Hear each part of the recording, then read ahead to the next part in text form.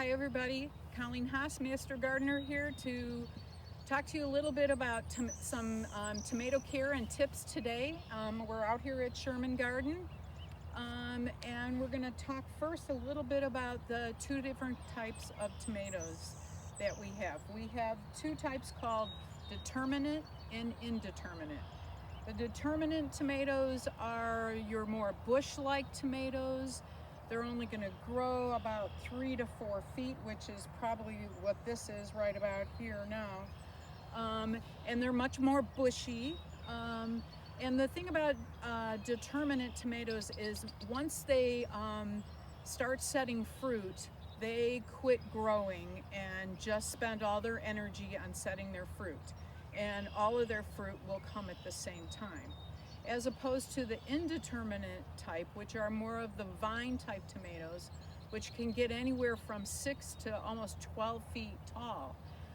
And definitely vine more. They get really long and lanky, and they will continue growing and setting fruit until frost, when they would die and the frost would kill them.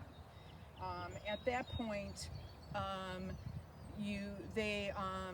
they set their fruit throughout the season, and you will get fruit at different times.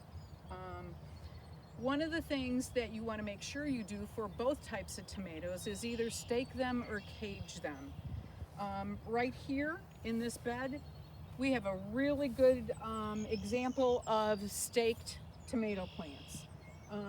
Basically, you need about a 6 foot, 5 foot tall stake, and you put it into the soil about 3 inches away from the plant, and then you make sure that you secure the plant to the stake so that it's going to grow straight up.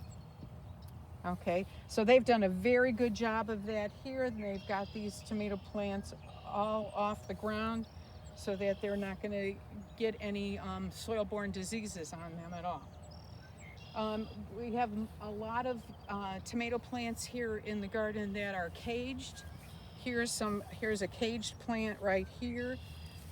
These are cages you can just buy at the store.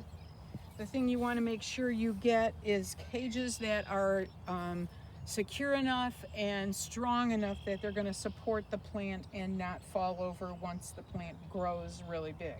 These are still pretty small plants and need a little bit of pruning, which we'll talk about next. So cages are easy to find, easy to do, and can be very secure and good for your plants.